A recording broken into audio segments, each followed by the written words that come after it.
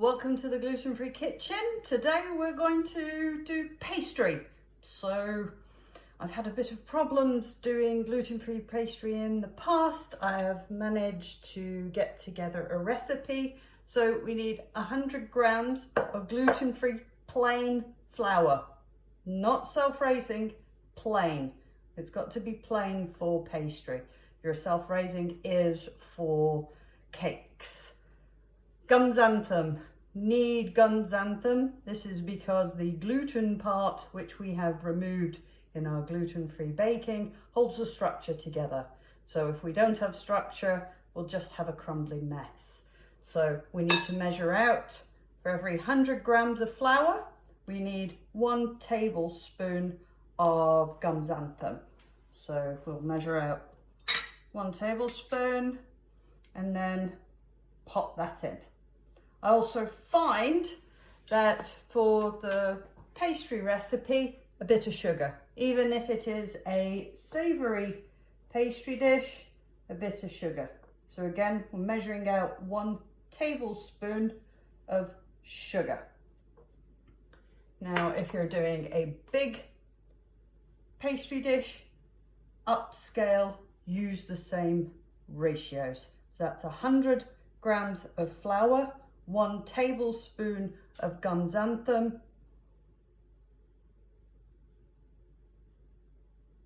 sugar, butter. Must be cold, and you'll thank me if you cube it.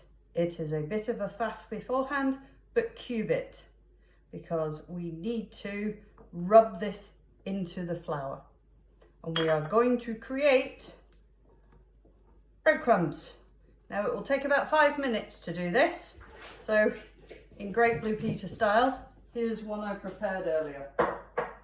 So after 5 minutes, you will have breadcrumbs, and you want the consistency of breadcrumbs because this is our base for the pastry. So again, it's 100 grams of flour, 1 tablespoon of sugar, 1 teaspoon of gum xanthan, and we want some water.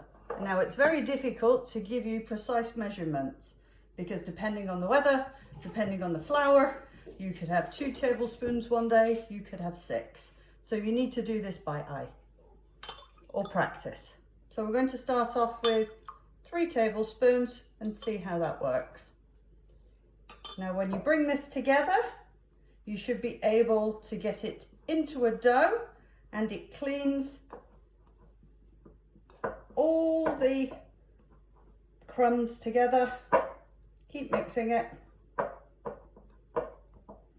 It should come together into a dough, and you should be able to have a clean bowl. So we've got a clean bowl, and now I've got my dough. I'll just put that to one side. Okay, so we just need to bring this together. So we'll just bring it, and it shouldn't be sticking. There's no flour on here because we want to protect those ratios. We bring it together. Now remember, gluten-free is quite tricky to work with. So the gluten aspect that we have removed provides the structure. So we need to be very delicate with this. So what I'm going to do today is fill in some tart tins.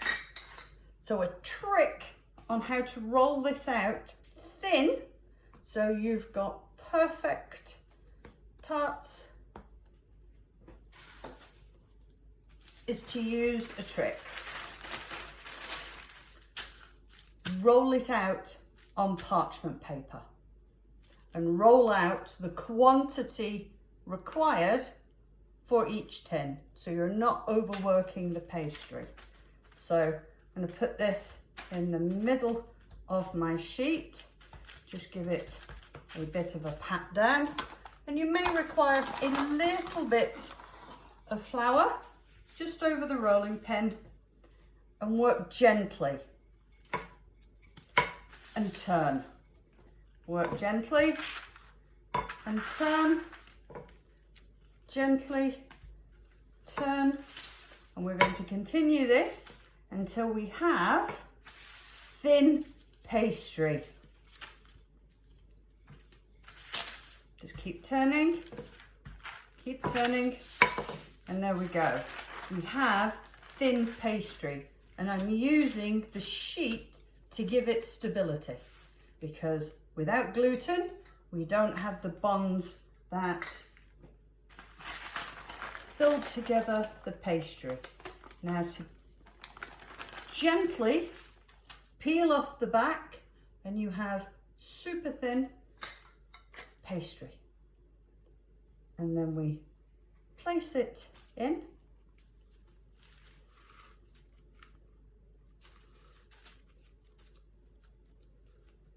Now it is delicate.